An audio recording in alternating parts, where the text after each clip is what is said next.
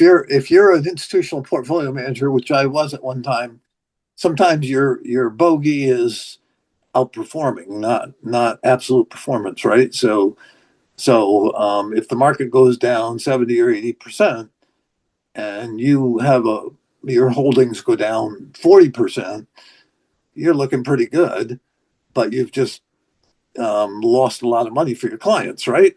So, Yep. but in most investors, most people, retail, small investor, etc., and frankly, all investors, I think absolute is very important to them. And so I think there's going to be very few assets that hold their value and in Treasury's case, maybe go up. But so gold's going to go down a lot less than the market, I think. Whether that's 30% or 35 or 40%. But if the market goes down 70 or 80, it will outperform. But that's still a big hit. Silver is more cyclical, so that can go down almost like the market, I think. Copper is another metal that's doing very well right now, but is very cyclical, and that could go down a lot. It's you can find sectors in the stock market that will go down less. Certainly utilities will hold up more than other things because they have the dividend, they're interest rate sensitive, but they're also now kind of being bought on the basis of their growth, for the fact that we're building out our electric grid. So they're going to get hit, whether they get hit 30% instead of 80 or 40% instead of 80, who knows? But um, and staples, historically, consumer staples are defensive, so they'll go down maybe less than 80. But if the market's going down 80, it means a lot of things are going down a lot, right? So it's hard for me to look at sectors and say, yeah, you can own this for defensive reasons, because you're not going to be happy with what that defensive number is.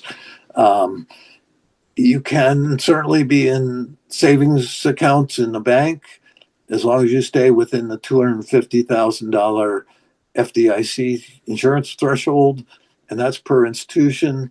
You can spread it around to many institutions if you have that kind of money you have to protect. And I'm very confident that even in a global bust, that the government would fund the FDIC to whatever level they have to, because of the printing press. The Fed will be printing money like crazy. If you've got a deflationary global bust, that means the Fed doesn't have to worry about inflation. That means their only concern when they finally figure it out will be protecting the system. We gotta it'll be a free falling financial system that they have to figure out a way to stabilize and turn back up. That will take a lot of money. That's the only thing out there that can move fast enough. Just think of the pandemic and what was going on in the first quarter of or second quarter of 2020. When the bond market was falling apart. Um, Small businesses were closing, and had nothing. We closed down the economy, and so they printed all kinds of money, came up with all kinds of programs to support the capital markets. And that's what you'll see in a bust is when things are free falling, they can get creative and figure out ways to kind of stop things. But it takes time. The free fall happens very quickly. The deliberations of what to do and figuring out what to do may seem fast in a slow time when things are just kind of steady, but in free fall, days are slow. So if your day's late, you're late. Um, so it's cash is the one thing, or money is the one thing that can be pushed out quickly, so the Fed can do QE very fast, and that's the one thing that can be enacted quickly and to stabilize things. So you will see, as I've predicted, at least that's my prediction, is that you will see $20 trillion or something of that kind of number that will be necessary to kind of stabilize things and get things going the other way.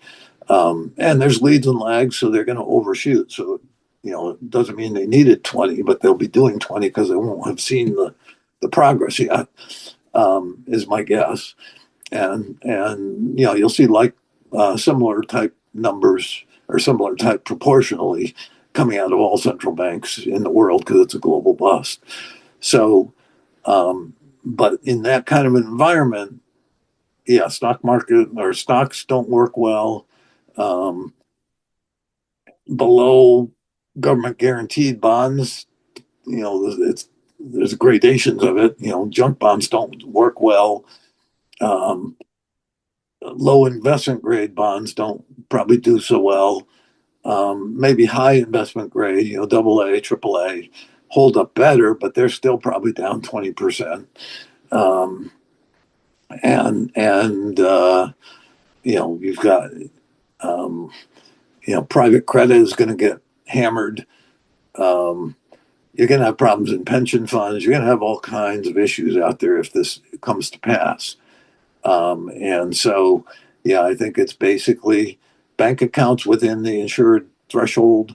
Um, um, Treasuries of all maturities, Treasury bills will hold up. Treasury bonds will actually appreciate because of the rates will be coming down.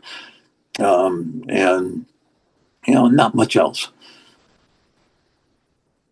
Yeah, I can see why you would see that as likely then. I guess just also looking at past, the 2008 or even in 2020, what happened there. And it sounds like you're not really concerned about something like a bail-in having to happen in the US, because like you mentioned with the dollar still being the world's reserve currency and the printing, the ability for the Fed and the Treasury to monetize debt and, stimulate the economy that way, that would seem to be a more preferable choice for them as opposed to likely causing a lot of people to be very angry if a bail-in were to happen.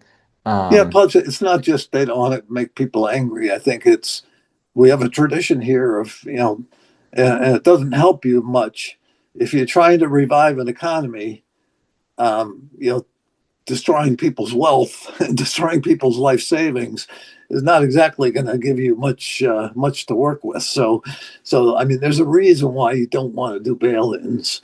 Um, there's a history of bail-ins, obviously, over in Europe, so I can't say that you won't see it there. But I think around the world, the inclination is going to be if we're printing money like there's no tomorrow, that money is going to be put to use in all kinds of ways that are protective of the individual. It's very counterproductive to save the system but destroy the consumer while you're at it, right? I mean, if they're going to be yeah, hurt very badly anyway.